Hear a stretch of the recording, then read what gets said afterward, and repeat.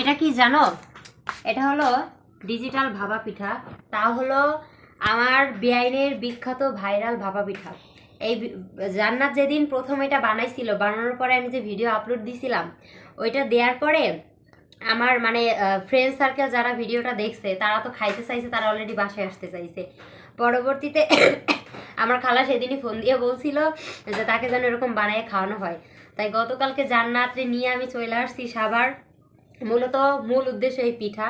তো আজকে সেই জান্নাত সেই বিকাল থেকে এগুলোর আয়োজন করতেছে।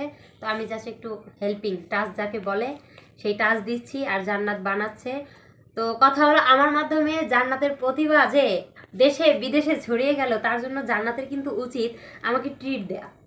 আমি জানি তার কষ্ট হচ্ছে, কষ্ট হওয়াটা স্বাভাবিক, আমি তার সাহায্য করতেছি, সেটাও ঠিক আছে।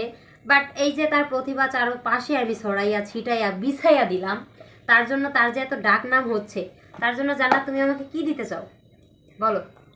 আপা আপনার থ্যাংক ইউ। না, এরকম থ্যাংক ইউ তো আমি চাই নাই, বোঝেন নাই? অল্প দিছি, এবার তো তুমিও বেশি দিয়ে ফেলাইছো। তো এই ভাইরাল পিঠাটার অনেকেই রেসিপি চাইছে যে এটা কিভাবে তৈরি করা হয়েছে। মূলত এটা ইউটিউবে বলেন, এখন বর্তমানে এগুলো ভাইরাল বললেই চলে, ইউটিউবে সার্চ দিলেও আপনারা পাবেন। আর যদি বিশেষ করে আমার কাছ থেকেই চান, তাহলে সে রেসিপিও আমি দিব। আর একদিন অন্য কোথাও যাইয়া বানাইয়া জান্নাতে নিয়ে আবার অন্য কোনো দেশে ভ্রমণ করব, তারপরে যাই বানাবো।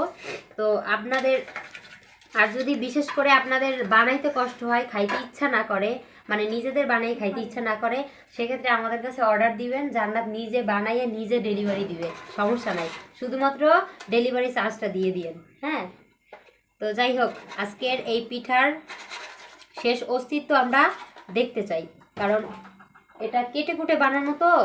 আর মূল কথা হলো, কি বলে এটাকে, চালের আটা না, চালের গুঁড়ি, হ্যাঁ চালের গুঁড়ি, তারপরে হলো নারিকেল, তারপরে হলো কি গুড়।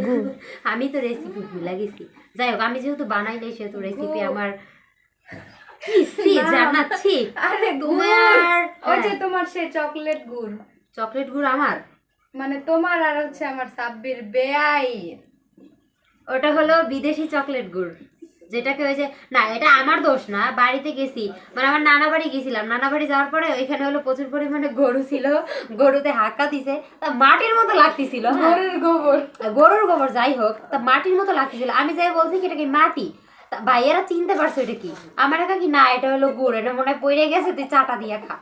এটা কোনো কথা? হাত দিয়ে এমনি তোলে না, হাত দিয়ে তুলছি, মুখে তো দেই নাই।